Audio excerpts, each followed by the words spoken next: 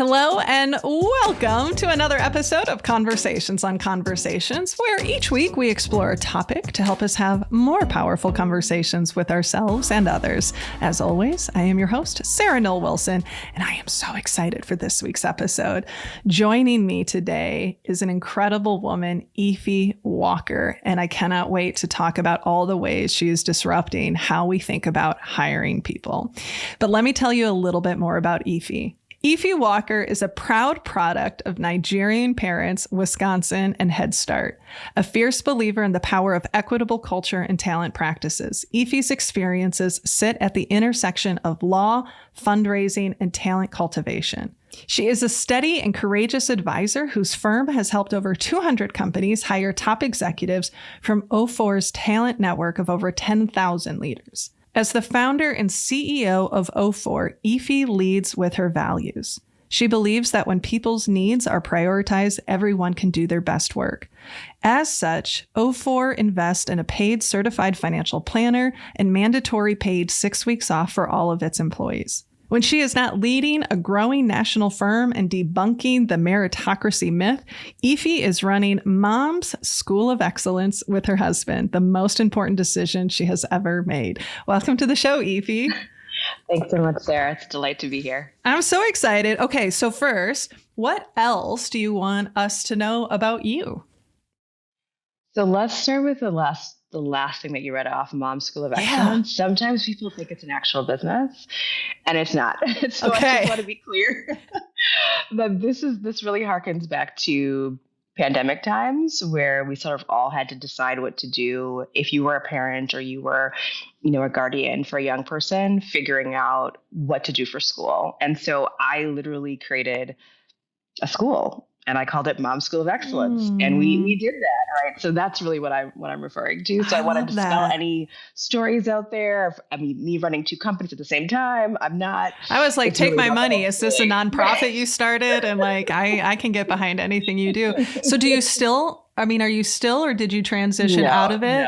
No. We transitioned out of it. But I will tell you, it was probably the most powerful year and a half for our entire family. We set up a system. We hired teachers. They came to the house. It was really powerful for our family. So, but no longer running Mom's School of Excellence. What? Yeah. I'm curious.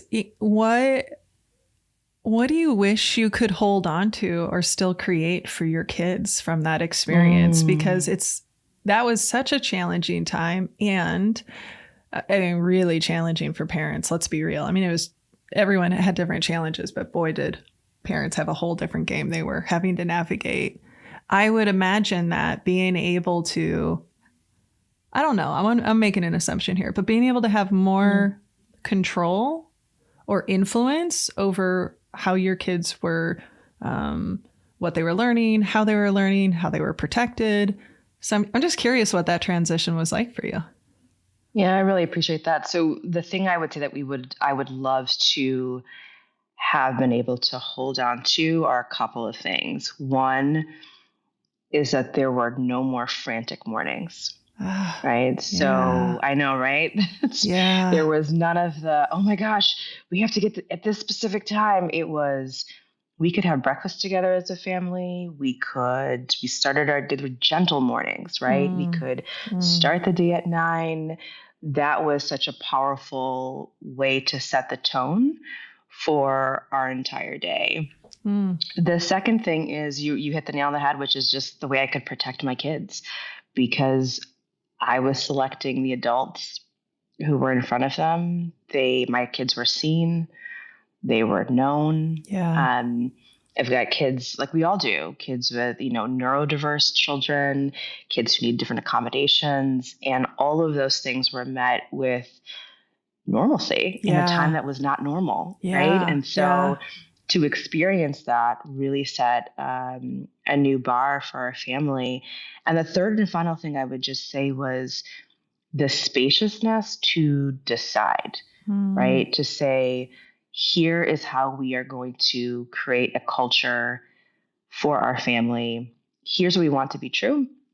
And so here are the set of behaviors and actions that would align with that. And I think because the rest of the world had also sort of taken a step to pause in that way, it just facilitated the opportunity for us to do that in a way that we had not done before. So those are the three big standouts. I appreciate you taking the time to answer it. And one of the things that was coming up for me, especially as you were describing the gentle mornings, is what a beautiful description. And also, as companies are quite frankly, still wrestling with how do we, there are still people who the preference is to work from home. And it made me think of a colleague of mine, and he said, I never got to have breakfast with my kids, and I don't want to give that up now. And so it's not just the commute. It's not just, it's so much bigger. And even just the language you used of starting your day with a gentle morning. I made notes. I underlined it even for myself of what would a gentle morning be like for me as just a grown adult who's only responsible for herself.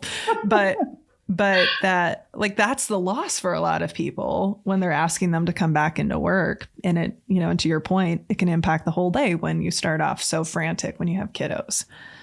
That's exactly right. Yeah, no, I miss those gentle morning. So the summer plan is to reincorporate that. But, once you transition back to someone else's schedule and clock, it becomes a lot more challenging. Yeah.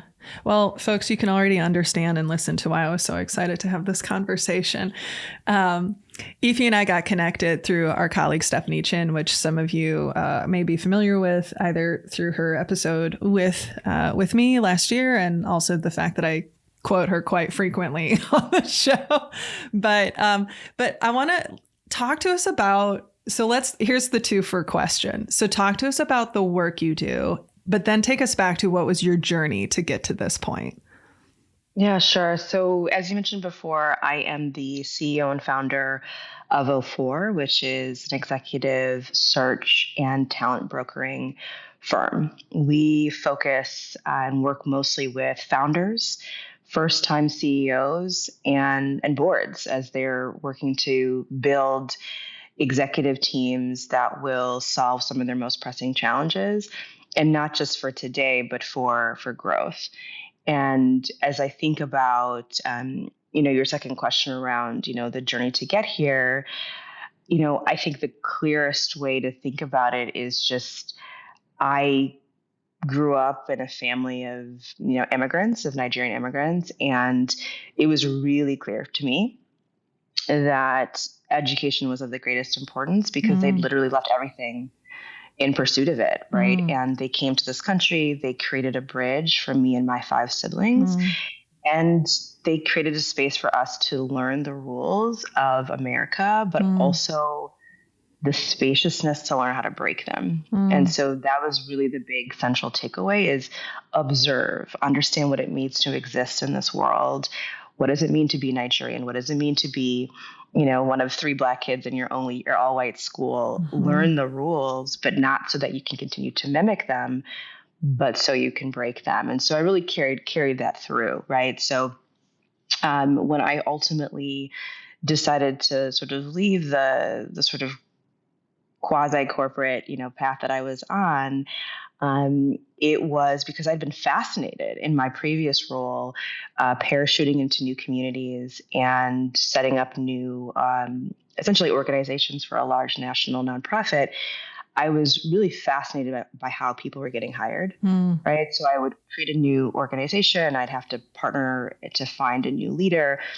And I was just so shocked by the fact that this thing around hiring that I thought was really a meritocracy actually wasn't. Yeah. That most of the people that were getting hired were actually hired through networks and relationships. And so when the opportunity came where somebody actually reached out to me and said, hey, I'd love to hire you for this job that I wasn't interested in. And I said, hey, I'll get back to you in 24 hours and with some ideas. And he said, well, how much do you charge for that? That sort of set me on this quest to say, okay, let's figure this out. Let's figure out how people get hired. Let's figure out what the current rules are. Let's see who this is working for. Let's see who it's not working for. And then let's change the rules. Yeah. Right. Yeah. So that was the journey. Well, I'm fascinated by what it looked like as you were being raised, to understand the rules. That makes sense from a survival perspective. Mm-hmm. And I'm just curious, like, what did it look like, to be encouraged to break them, and I say this so let me share some context, right? So I've grown up in the Midwest my whole life. And one of the things that's a journey for me, even, right, from the standpoint of, we have a very much a culture of sameness, and being willing to break it. And some of it is, right, it's easy for me to keep following the rules because it serves me as a white woman and I benefit from that system. And so it's just, there's just something that I'm fascinated with from the standpoint of being encouraged. And you were very aware that you were being encouraged to understand the rules, and then, but not to adhere to them, but to do better and to do different. So I would say that it was like a lot of things. It was just again through observation. Yeah. So I grew up in small towns in Wisconsin, and we had different experiences in some of those towns. Some of those towns completely embraced my family. Others were places where my dad was stopped every day on his way back from work by the police. And so being the same was never really an option. Yeah, so that was off the table. And at the same time, through the power of observation, I could see how what people expected of me or my parents would rub up against what they expected, right? So essentially different rules coming to head, right? So a couple of key examples would be things like, at one point, my mom, who's now a retired pediatrics oncology nurse, she was an OBGYN nurse, and she would travel to another small town for work as a nurse. And a woman delivered a baby, white woman delivered a baby, and then the woman called security in the hospital and said, a Black woman has stolen my baby. And what was interesting was, so the security guard came out and he said, oh, who stole your baby? And they pointed to my mom, and he just started laughing because this was a gentleman who would oftentimes drive my mom to work when it was really snowy, when it was wintertime. He was like, he just thought it was so preposterous, right? Yeah. And in hearing my mom retell that story, there wasn't anger that she expressed. She thought it was ludicrous as well. And just another example of, quite frankly, just sort of the ignorance that was in that particular town, and not a town that we actually lived in, but where she worked. And so to me, that was an example of sort of rules being sort of broken, right? So the rule was that my mom was supposed to be afraid. The rule was that she was supposed to cower. The rule was that she's supposed to get super angry and leave that sort of environment or job where sort of those sorts of things would routinely happen. Yeah. But her approach was different because she wasn't born in America, right? She didn't have she hadn't been raised in the cocktail of constant racism. She was raised in Nigeria. And so her whole demeanor around that situation and situations like that was just so different from how people expected her to show up and behave. So that's an example of what I mean in terms of understanding the current dynamic of what people think about you, what they thought was going to happen, but then seeing how my parents reacted and how they moved through the world was just a very stark difference and reminder of understanding what the rules are, but also understanding how they might be broken as well. Yeah. And it, and it aligns so much to the rules and expectations when people like, let's connect it to the work you do and when they're applying. I mean, the research is so conclusive that even down to your name, will get your resume accepted or not, gender resume accepted or not.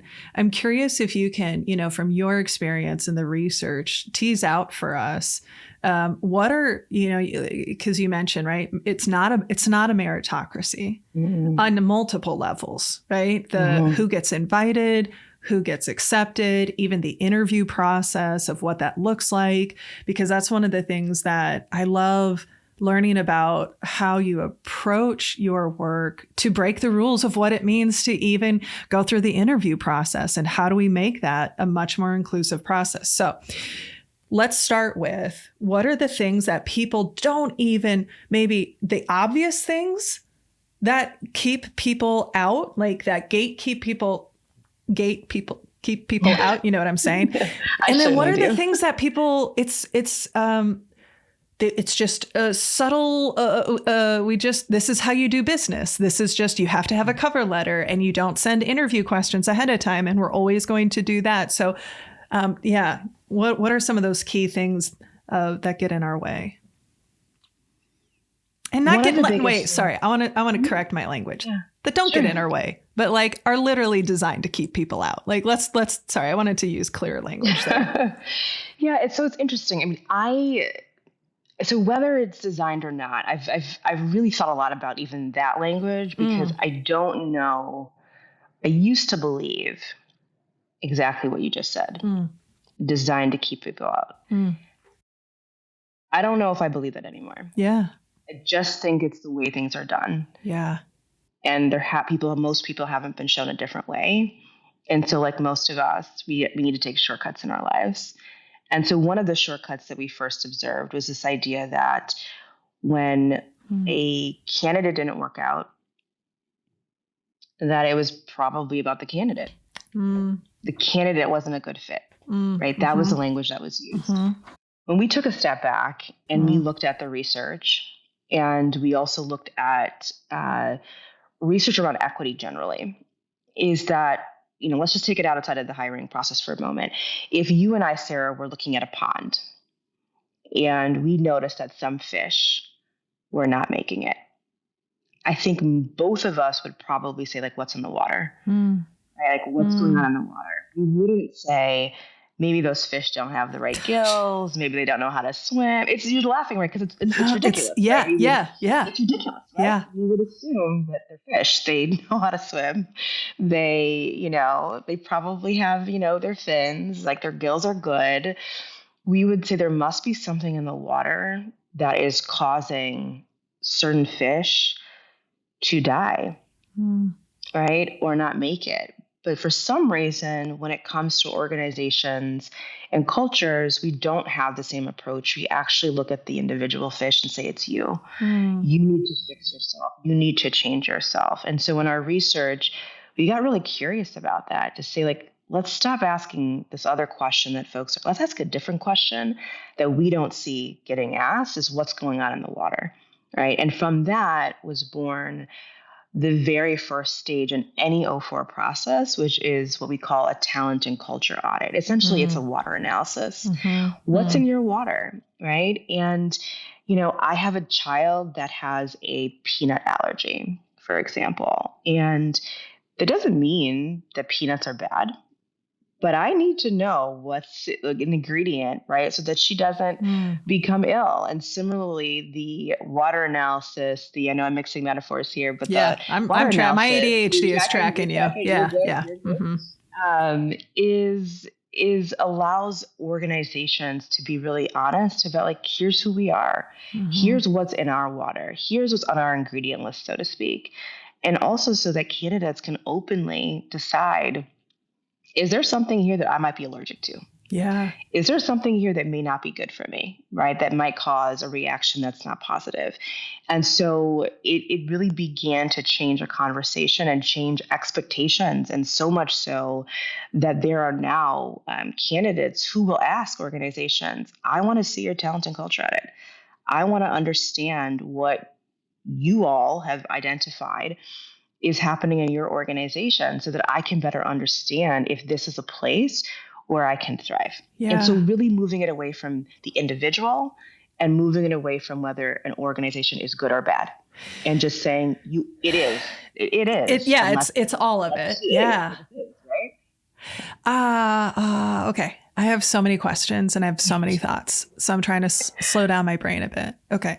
So first is, what kind of pushback did you receive in the beginning from companies? Because when I think about my experience with the hiring process, either being on the receiving end or hiring, when I think about companies that I've observed in the hiring process, my experience has been there's very much we're doing them a favor, like we're in the position of power, and sometimes companies would get honestly like a little threatened when the person's like, but we're interviewing you too. I mean, and even in our work, and I know you do this, and when you don't take on every client just like we don't, you're not just evaluating us, we're evaluating you, and you can see people have a reaction. And so I'm curious, what kind of pushback did you get, or how did people respond to that? Because they're looking to you, bring us the best candidate because we got the opening. We're going to do them a favor. I mean, you know what I mean? Like it wasn't said, but that was the energy. Yeah. So how did people respond to that when you first started pushing on that?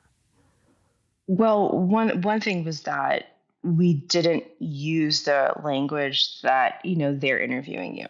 Yeah. Right. Okay. What we said was,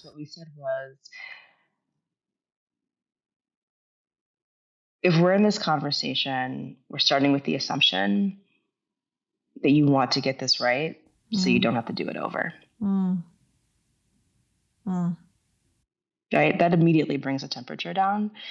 And the second thing is, it's also just to be real, is to say, like, this is what you would expect. Mm-hmm. You are also a high-performing executive. And what typically happens is that a lot of people are already getting this anyway. Yeah. But it's just the people who have an insider track or have a relationship or, connection into the organization.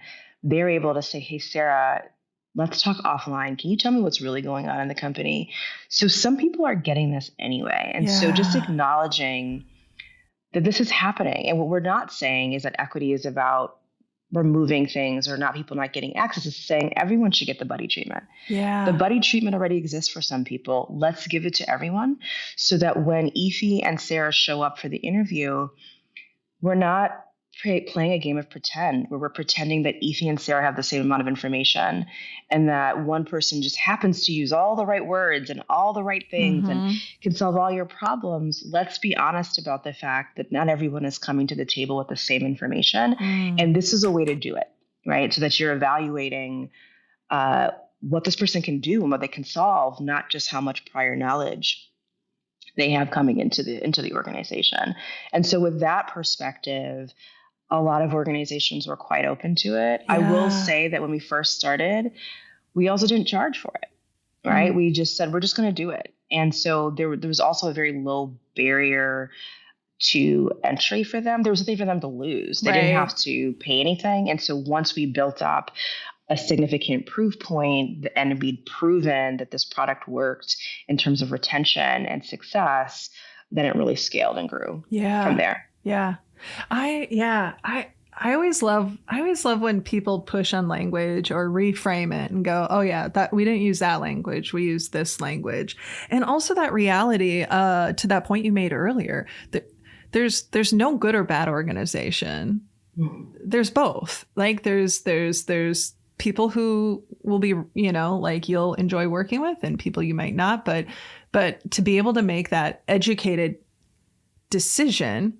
And exactly to your point, some people have inside information. I can't help but think about, I just was talking to somebody yesterday that was interviewing for a job, and they're like, I asked a couple people and I rescinded my name for it because it's so easy to present an edited version of like, here's how great we are and here's what we do. You shared with me and you wrote a really great post from the standpoint of we need to think about hiring as like a marriage of how do we come to the table.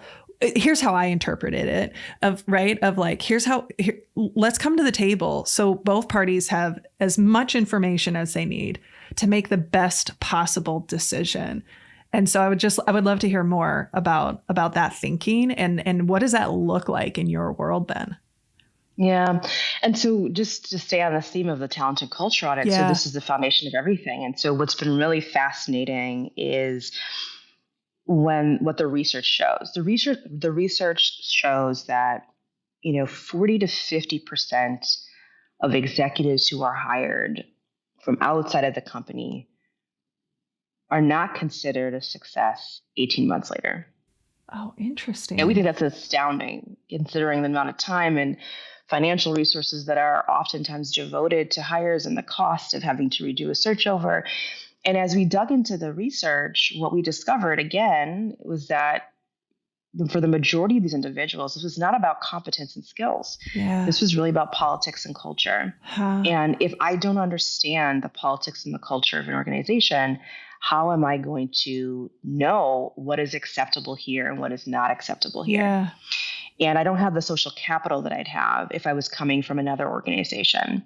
So I always like to say, for example, let's just take it outside of the work context. Let's just talk about a marriage. So my husband and I, when we say clean the house in my family, it means one thing to me and it means something different to my husband. Yeah. And I'm not going to tell you which one it means. I'll let you know for whatever you like. But needless to say is that unless there's a conversation about this is what it means. Yeah. Right. Unless there's a conversation about this is how we plan to, this is what we think excellent looks like for our family, for our kids, or excellent good looks like around cleaning the house, then there's going to be conflict. Yeah. You're going to think my way is wrong. I'm going to think your way is wrong. And before you know it, we're going to look like we're not a fit.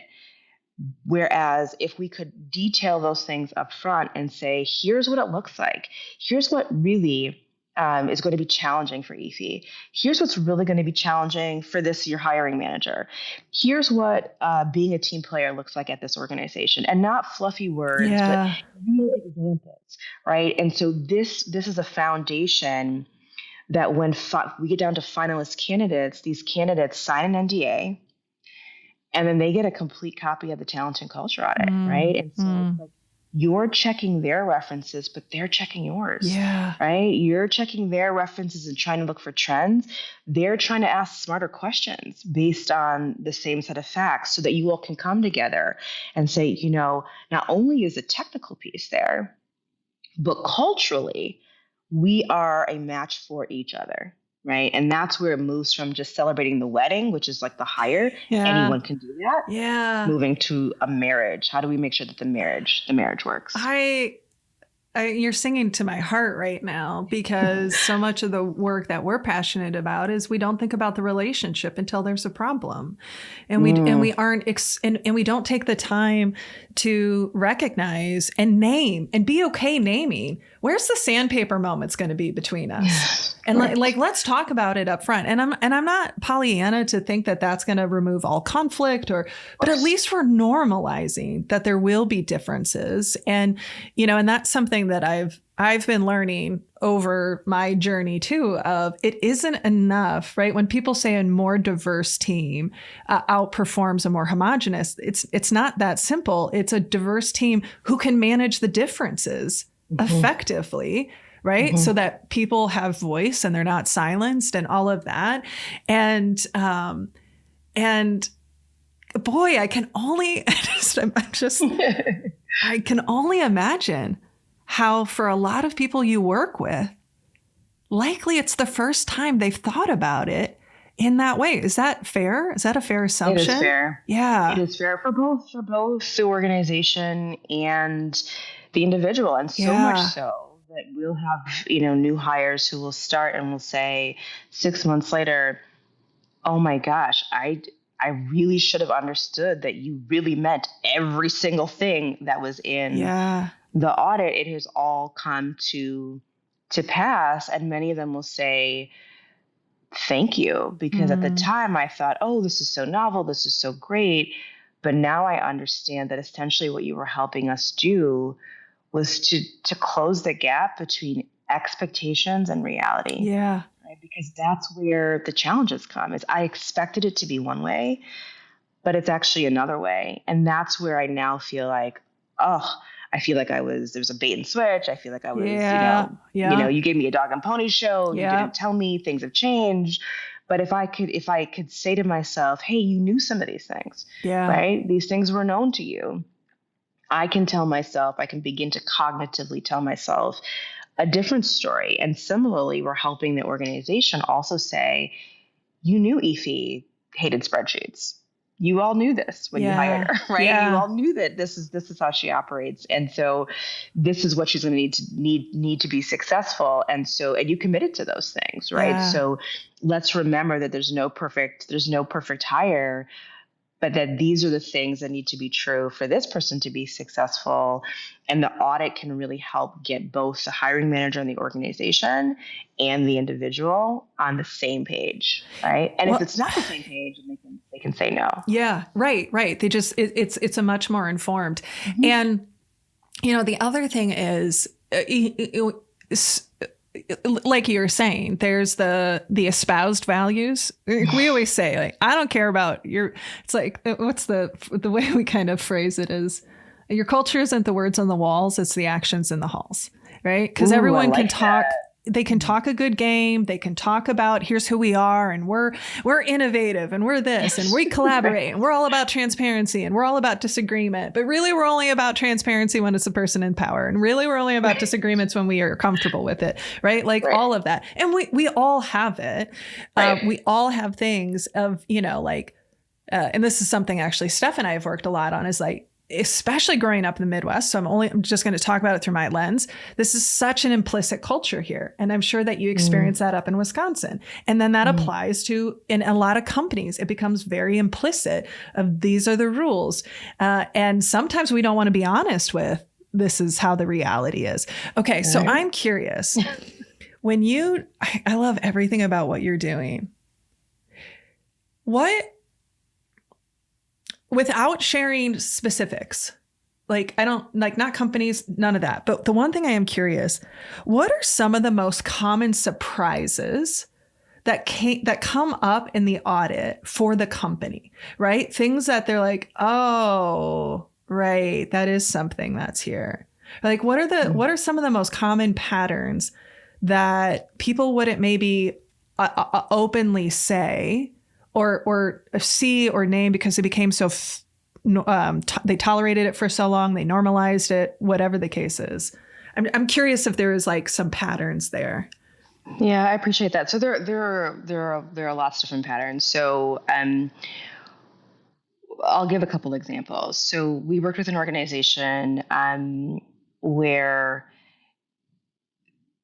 through the audit, and this is why the audit's so powerful, is because the audit is an opportunity for us to test your culture before we invite our network in. And we tell our network, we will not send you to any place whose cultural waters we have not tested for ourselves. And through the process of the audit, what we learned was that we just saw how we were being treated, right? There were, I don't know, I think at one point we were meeting with some executive, they'd canceled, the meeting 6 times. They'd done a bunch of, it was, and so in our debrief in that audit, what I chose to say was, here's what I've observed. I'm not labeling it. I'm just saying, here's what I've observed, right? You've canceled this meeting 5 times. You shortened this meeting from an hour to, 15 minutes. And so when my team goes back and talks to the network and they say, Ify, or to my colleagues, take off your talent matchmaker hat and just talk to me about this org. Would you work there? What do you want me to say? What do you want me to tell them about what I've experienced? And so it was just a mirror, right? I'm not saying it's good or bad. I am just showing you, right? This is what I'm experiencing. And it was like a light bulb went on. Oh my gosh, right? The behavior versus words. I'm saying I'm committed to attracting a diverse network of people, and we don't have any Black people at this organization, and we definitely want Black women. So what do you want me to tell them about the Black woman in front of you right now, right? And this is my experience. And so what's been surprising actually is just how effective mirroring has been. Yeah. Right. To say, here's how we've experienced you. We had another organization where we were leading a really big CEO search, and it was clear that the board, they'd been a founder board, and they were not accustomed to being asked for very much. And essentially, a similar thing. They weren't talking to candidates the way that we thought that they should. They weren't extending themselves and really cultivating them in the way that they would have expected to be cultivated. And we finally had to have a come to Jesus moment where we did the exact same thing. I said, this is how you showed up. You are not attending meetings. Not everyone is present. You've missed calls with prospective candidates. Here's the feedback that we're hearing. When we go to this person that you're really excited about and they say Ify or to my team, what has your experience been with the board chair? What do you want me to tell them? Do you want me to tell them about these missed meetings? Do you want me to tell them about the fact that you've canceled on other candidates? What do you want me to tell them? And it was, again, one of these light bulb sort of moments of, oh, this is how we're showing up in these ways that we have come to accept, that we've normalized because we're the ones doing all the asking. We're the ones with the power. Yeah. This is how the process is. And so we've found those sorts of mirroring moments to be really just to be really powerful. And then the last thing I would say is that the smaller pieces of, okay, now we're working with the organization. I will say that the group that has probably, where it's been the most fraught, are with founders. Sure. Right? I have assumptions about why, but tell me what you observe. Yeah. I want to know what your assumptions are. What are your assumptions? Well, I want to see. See if we have a mind meld. I mean, some of it is when we've worked with founders, there is a level of protection, a level of ownership, right? This is my baby. There's also sometimes a gap of competency and understanding, right? Like I've had to build it myself, or I've had to do this, I've had to scrape by.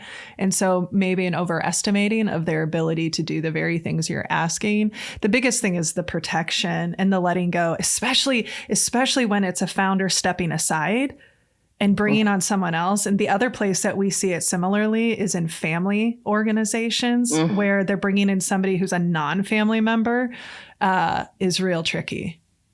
You've hit everything, like you said it all, right? It's just the number one thing that we see. And I'll say there's some nuance here, right? So I think globally what we've seen is just high levels of ownership, also in defensiveness. Yeah. Right? It is... And feeling personally attacked. Yeah. Right. Because they, in a lot of ways, like their identity is wrapped up. And I'm saying this as a founder myself, right? And so those have probably been some of the more challenging situations. And the nuance I would add, though, is that it is particularly fraught for reasons that are understandable for women. Yeah. And also for founders of color. Sure. And what we've observed and sort of our initial hypothesis and some of the trends that we're beginning to see is that there is more criticism levied towards women founders and founders of color. And so it's this twin interesting thing that we're trying to figure out where it's not that there isn't some truth to the things that need to shift.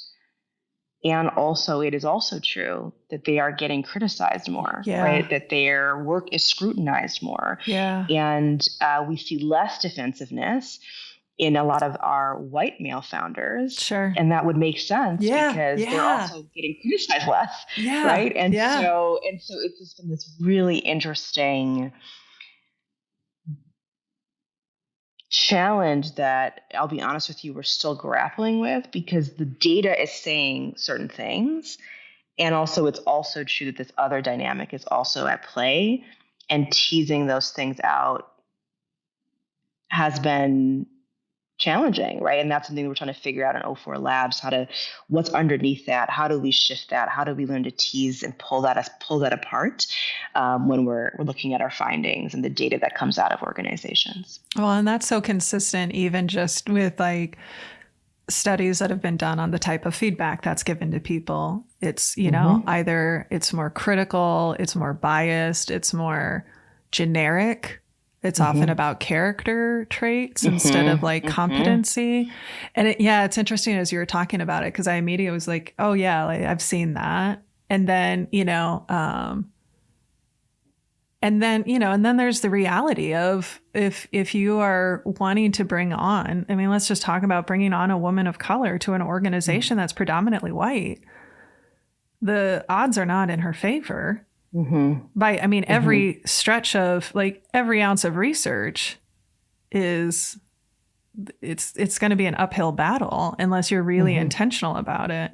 One of the things I was curious to get your perspective on, and it actually was something that it was something Stephanie and I have talked about. She actually posted about it recently, and I was chewing on it through a couple of different lenses. Is, when you think about, there's these organizations who for, ethical reasons, high integrity, or just wanting to be competitive in the marketplace are realizing it's not going to work if we just keep hiring people who look and sound like us. And we know that hiring isn't enough, because if the water is poisonous to certain types of fish, it doesn't matter. And one of the things that she had shared about that I thought was, and again, we've talked about is that when you think about a group that is typically similar, homogenous, what it needs for them to feel psychologically safe is very different when you start to introduce different types of people into it. And the point that she was making, and I'm excited to dig in with her, and I'm curious to get your thoughts, is that can be a hard transition. And almost a loss for the group. And so like, that's something we talk about with my organization, as you and I've talked about, right? We're largely white women, things that feel good and safe for us. And also Midwest, like, let's also name that. Right. That's a very important, like, that it's going to look different as we grow and as we work with people who aren't from the Midwest, and as we work with people who aren't white women and, who bring in a different perspective. And I was thinking about it because I see it a lot in organizations where the executive team has been all men, and now they bring on a woman, and it's like they don't know how to calibrate. And so they just exclude her. Like, well, we're going to keep going to the bar. We're going to keep going to our sporting events together, but we're not going to include her. And so I'm just curious to get your thoughts on what you've observed and witnessed as you are working with organizations that are trying to expand, and that dynamic there.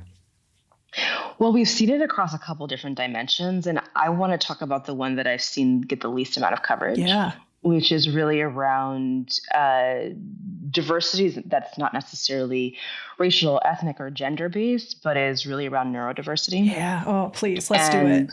Yeah. And so one of the things that we've observed, and I'll, even just use our company as a litmus test, is like, we're not doing a great job. Yeah. Right. I mean, organizations by and large are designed around people who are neurotypical. Yeah. And so when you have someone, for example, who might be neurodiverse, let's just take something I'm more familiar with because of, individuals in my own family who might be on the spectrum. And so there are certain roles and certain expectations for external facing roles that we've all accepted. You have to make eye contact. Yeah. You have to be chatty. You need to engage in small talk. You need to smile a lot. Yeah. If you're in person, you're okay with being touched, even on the shoulder. All these things that are very uncomfortable. Tone is being policed constantly. And people who are neurotypical will then take that as, you're being difficult, you're being rude, your tone is difficult, we're all uncomfortable.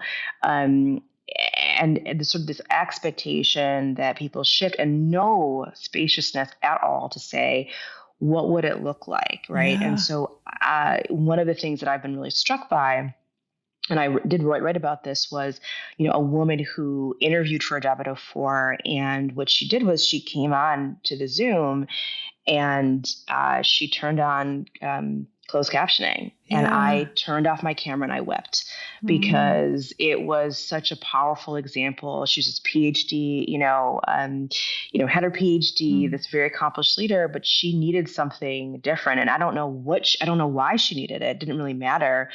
But in that moment, it was also a revelation for us about like who we had left out, who we had not considered in that moment. And so I think for a lot of organizations, even in that moment, I remember how after I'd sort of, wiped my face and gathered myself because it reminded me of my own child. And I thought, oh gosh, this is so hopeful because maybe by the time she's an adult, maybe the world will look different. It'll be more accommodating for her. But at the same time, what it also revealed for me was all the people we had left out, right? How our process didn't include,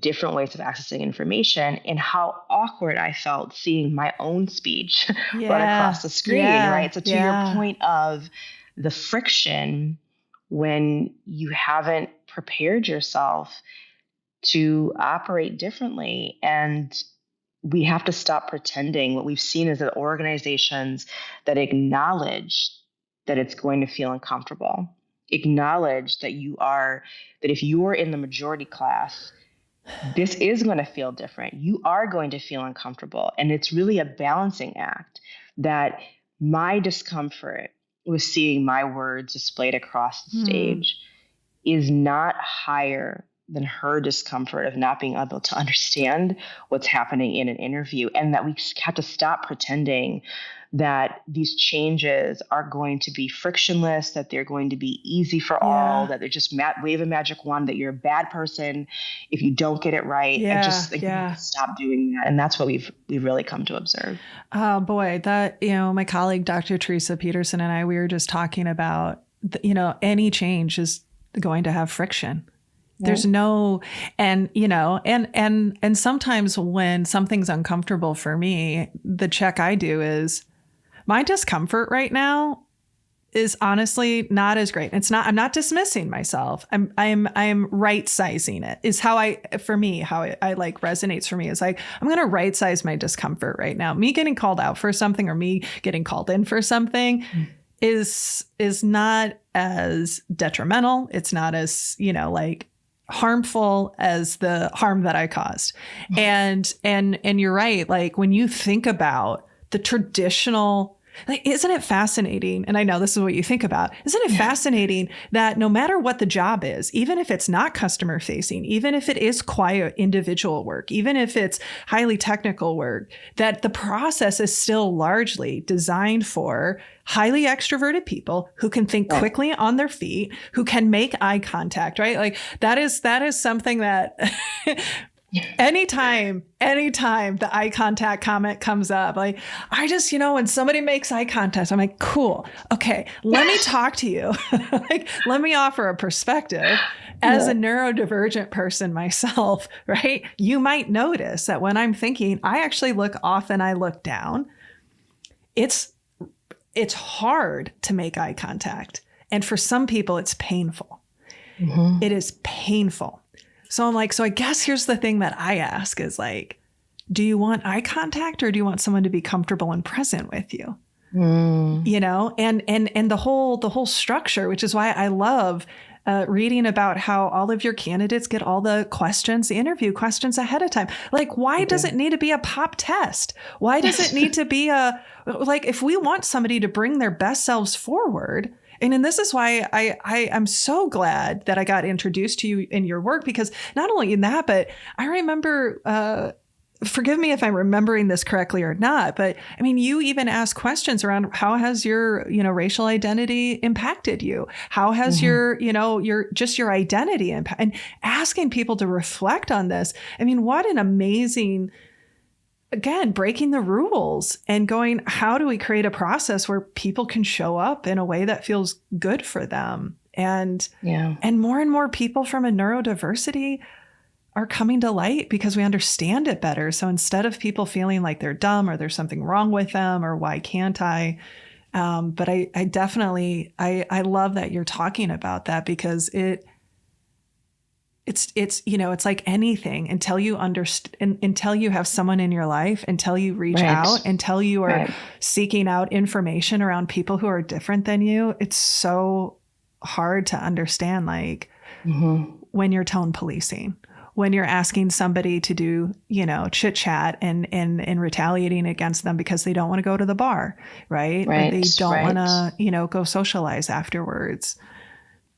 Yeah. And it's interesting to your point around some of those things. I mean, it's why I was just so incredibly grateful for the people who've had to ask, right? Yeah. And also for the people, going back to the power of observation, in watching people, right, who are extraordinary, but who just need something different than what's being offered. So, yes, we do give everyone the questions in advance. I remember the first, when we were first starting off, there was a CEO we were working with, one of our very first clients, and he was livid.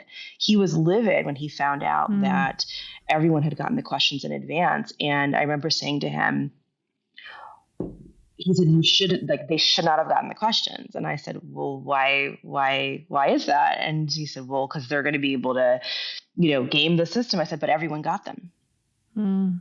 Everyone got them. So everyone is unequal. So what we started to pull apart was actually this idea. What was really uncomfortable was, like, one, this idea of control, and two, this idea that everyone had gotten them, right? That as opposed to Ify being able to call him up and say, hey, what's going on, and learn, it's sort of what we did when we were in, I remember when I was in college and the advice that I got, and I went to VW Madison, and, it's huge, right? It's a 40,000 person, institution. And the advice I got was to sit in the front row always in every class, and to always go to the TA's office, no matter what, regardless of whether you had questions. And it was such a powerful lesson, because that's where I literally got the answers to the test. And not because the TA was whipping out the test and reading off the questions, but because just by virtue of being in their presence, they were going to be talking about things, and I'd be asking for advice, and they're talking about the things that are top of mind for them. And so I'm taking notes. And if I'm in the front row of every class, I'm more likely to get called on. So I'm more likely to get noticed. I'm more likely to get opportunities.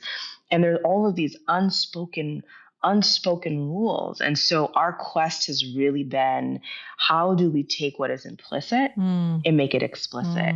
How can we give everyone the same buddy treatment that we would give to our friends?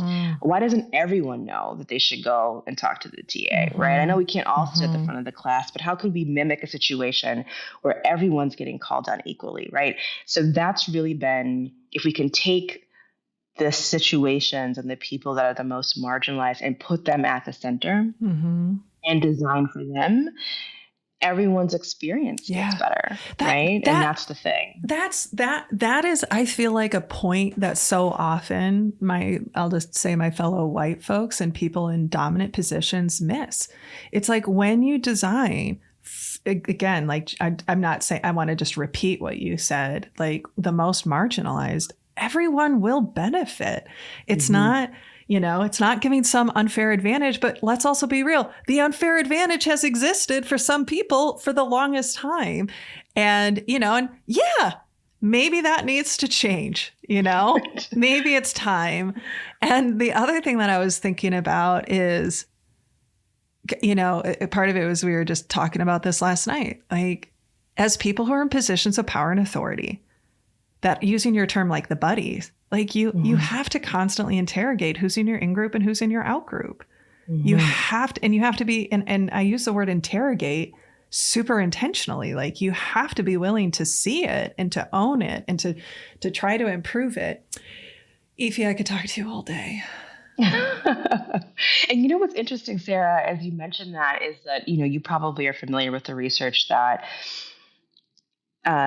the average white person knows one other Black person. Like, that's, one, right? And that is sort of, I can't think of a Black person in any level of leadership where they would be able to say the same thing. You wouldn't be able to be successful without it. And so what we like to say is that in a lot of ways, like, we actually know more about you. We know more about you and how the world operates than you could ever, like, that you know about us because of just virtual proximity and the opportunity to observe behaviors. And that can make people very uncomfortable. And so what we like to tell our clients is, look, like, you can't change who you are proximate or who you know in the past. And no one's asking you to, but we can change who you know in the future. And part of that is having opportunities and experiences to be pushed. I remember one of our clients where, it was a big CEO search, and there was one, we're working with a board, all these hedge fund guys, and there was one Black woman who was on the board, and we were getting down to the finalists, and there was a Black man, and there was also an Asian American man. And, one of the board members said about the Black man, I know this guy looks good on paper, but I can't help believing that all of this experience is BS. And when the question was asked, what evidence, what did you see or what did you hear? He couldn't give any. No. And so this was someone who was just accustomed to speaking and being, and sort of having that be the truth. He was actually very uncomfortable with me asking this question, which was simply, what did you hear or what did you see that leads to that conclusion? And he had nothing. And so the Black woman on the board, she said, look, let's just call it what it is. Yeah. He does not present as a white guy. Yeah. And you all are really deeply uncomfortable. And this Asian guy does. Yeah. And that was also uncomfortable, right? This is what you're more familiar with. You've seen more Asian men in your hedge funds and your whatever. You don't have any proximity. And so he doesn't present as a white guy, and this makes you uncomfortable. And they all left. And at the end of it, and to me, it was real. Actually, it was putting an unsaid thing, a formally unspeakable thing, and speaking it, right?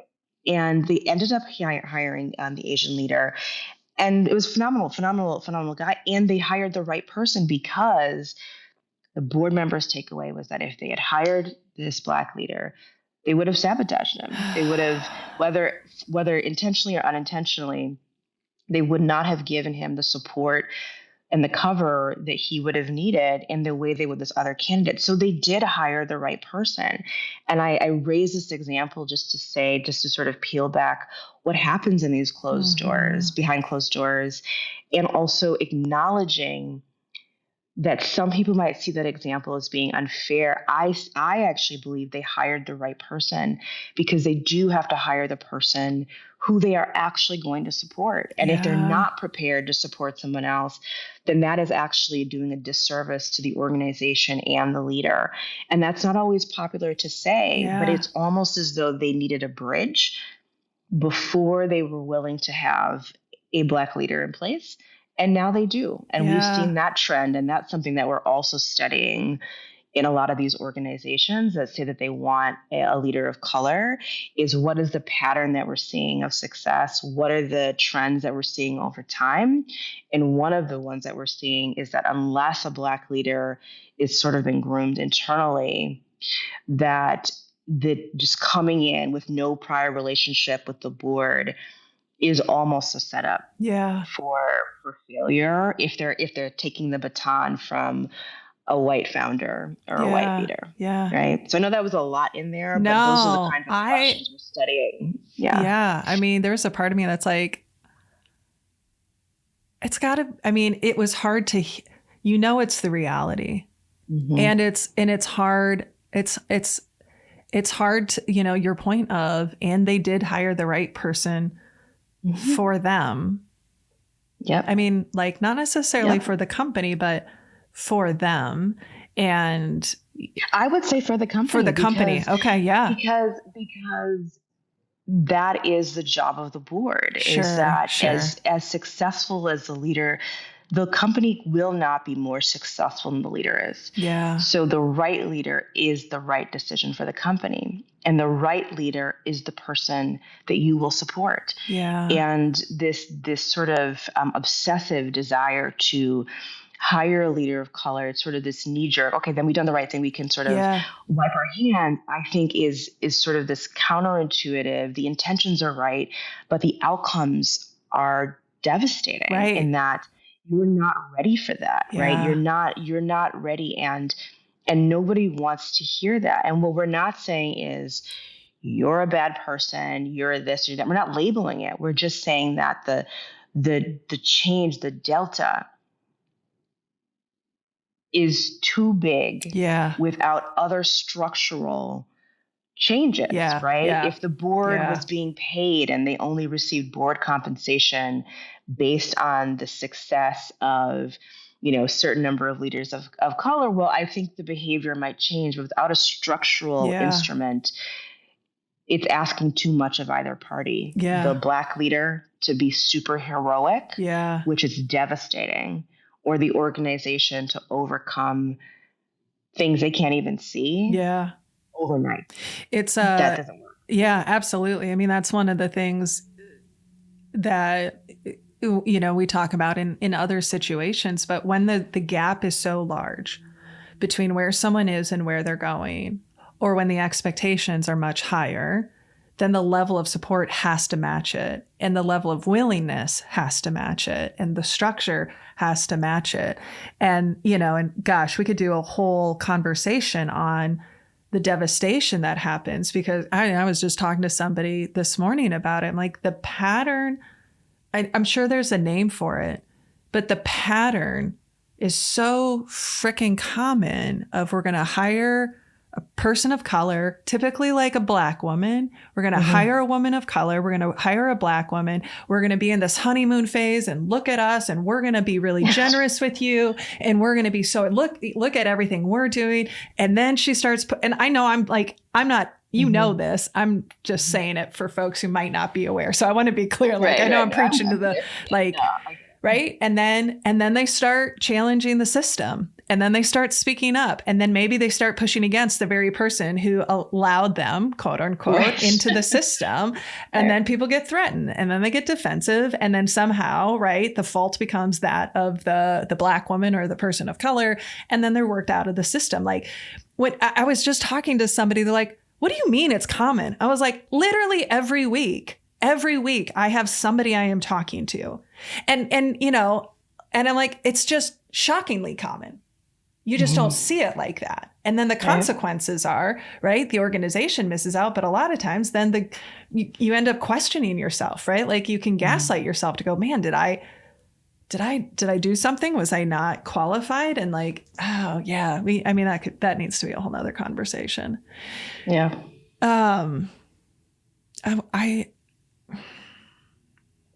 I also just want to call back to one more quick thing. Do you have time? Can we talk about 5-10 more minutes? Yeah. Okay. Yeah, of course. I want to go back real quickly to that idea of, you all know us better. That is such a truth that was a painful realization for me. And it was white women, what you don't know about your racism and how to do better. That new book that's out. Yeah. I can't think of the authors right now. I get my anxiety about names. Anyway, we'll tag it in the notes. Yep. But the way they said it was, how you're acutely aware of what men are doing at all times from a place of survival. You know how you are paying attention to them. You know how you are aware of who's safe and who might not be safe. All of that, and how men's behavior more than they know themselves. That's how we view you. And I just remember being like, fuck me, like that. Okay. Yep. Got it. And, and a new colleague of mine, we were talking, and she was like, I can speak multiple languages. And I'm not talking languages. I'm talking and that's just, I just want to I want to make sure that didn't get rolled over, because that's so important too. Yeah, I appreciate it. It's funny because I was just in Guyana over the weekend, and I was traveling with my son, and it was the funniest thing. So, what I try to do is a lot of verbal, for him, a lot of verbalization of what's happening in sort of real time. And so we were all lining up to come home we had to take a couple flights, and so there's a long line, and it's in a different country. It's not the same setup as sort of here. And so they're calling, so this guy steps out of the line and not a white guy. Well, it steps out of the line. He walks to the front, and there had been this white guy. Which he stood out, right? Because it's like this very diverse group of people who are leaving Guyana. And as soon as I saw this first guy walk to the front, and it looked like he knew something that maybe the rest of us didn't, I said to my son, he's going to step out of line, and he's not going to be able to handle the fact. He's not going to be able to handle the fact that someone walked up further than he was, and he's going to step out of line. Watch what he's going to do. And so we watched, and he steps out of line. He looks ahead, and then he starts mouthing to this line is long, to the person, like, I should, come to the front. And he walks himself to the front. He somehow gets ahead. Maybe he had a certain whatever, but it was just so classic. Yeah. It was so textbook, right? And so and my son was like, how do you know? And I remember thinking the same thing about my parents when they would articulate something to me like, oh my God, you're so jaded. And I said, I told you it was going to happen. And it did. No one else moved from this line. Everybody else waited to follow instructions. But I knew he was going to step out. He was going to force him way to, as soon as he saw someone do it, it was over, right? Yeah. And so it was that sort of thing where there's just an awareness, right, of line cutting and who's going to step outside and who's going to make certain assumptions, that even just a basic thing like traveling, constantly aware, right? Yeah. And we see those dynamics at work. And it's not just, I want to be really clear, because this can sound like, oh, we're just dumping on white men. Yeah. It's across the board, right? In terms of how that plays out. And that's something now that I've moved back to the Midwest, as an adult, I am now seeing things that I did not understand as a child. Sure. Yeah. As I'm exploring different friendships. And that's been really interesting, right? Yeah. And it plays out at work as well. Yeah, for sure.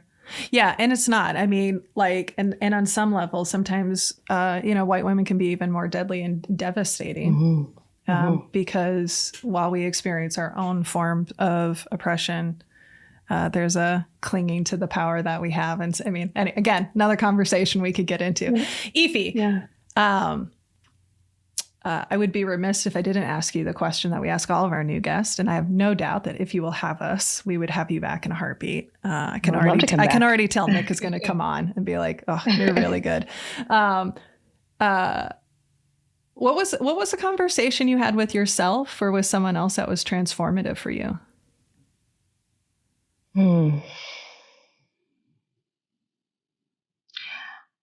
So most recently, the most transformative conversation I've had with myself was the recognition that a couple years ago I experienced what I like to call the work twisties, right? Oh, yeah, and Richard, the twisties were sort of it's been known for a long time, but I think more recently when Simone Biles stepped out of the Olympics and really said to the world, I need to take care of myself and I don't need permission to save my own life. That really stuck with me. And I don't think we as a society have learned or put language around what it means to lose your sense of positioning and place and protection in life, and to normalize that life and growth as a founder, as an executive, as somebody who works and contributes in society is not always up and over to the right? Yeah. And that we can experience that, and that there's a lot of forgiveness, right? Initially, there's a lot of blame, like you're weak because you are experiencing these things.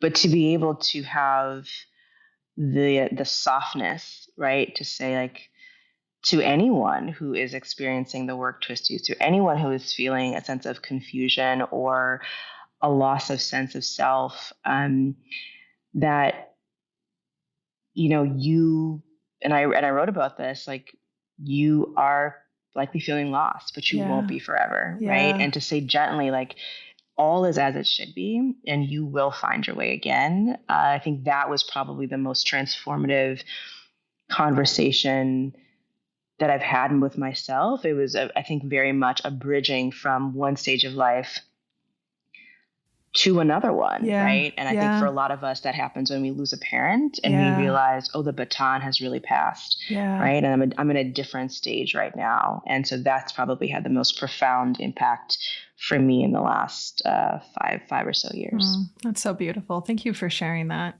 Incredible. Ify, you're great. You're Thank so you. great. And I'm so grateful that we were able to be in conversation. For people who are interested in connecting with you, or companies who are interested in potentially partnering with you, what's the best way for them to connect with you? Yeah, they can check us out at www.offor.co, and that's O, F as in Frank, F as in Frank, O, R as in Robert, .co. So Perfect. come check us out there, or you can follow me on LinkedIn at Ify Walker. Which I highly recommend. Yeah. And we'll be sure to tag both of those links in the show notes. Thank you so much. Thank you so much for having me. It's been a delight. Yeah, likewise. Our guest this week has been Ify Walker. And boy, is there so much that I'm taking from this. You know, the one thing that I'm chewing on was that really powerful metaphor that she shared at the beginning of, if we all looked at a pond and we saw that fish were dying, we would say, what's in the water? And yet we don't do that in the workplace. Damn, that's just really powerful. And that's going to stay with me for a long time. And as always, my friends, we want to hear from you. We love hearing from you. What resonated? What came up for you? How are you thinking differently as a result of this conversation? You can always shoot me an email at podcast@sarahnollwilson.com, where I read and respond personally to every message we get. And if you like today's episode and you want to support us, please be sure to rate, review, and subscribe to the show in your preferred podcast platform. This helps us be able to increase our exposure so we can have incredible conversations like the one we did today with Ify. And if you haven't become a patron yet, it might be time. Your financial support will go support the team that makes this show possible. You can go to patreon.com/conversations on conversations, where you will get ad-free episodes early and some pretty great swag as well. Speaking of the team that you'd be supporting, let's give them some love. Our producer, Nick Wilson, our sound editor, Drew Knoll, our transcriptionist, Becky Reiner, our marketing consultant, Jessica Burge, and the rest of the Snowco crew. Thank you so much. And just a big final wholehearted thank you to Ify Walker for giving us her time and her insights and wisdom. Well, this, my friends, wraps up another episode of Conversations on Conversations. Remember, when we can change the conversations we have with ourselves and others, we can change the world. So, till next week, please be sure to rest, rehydrate, and I'll see you again soon.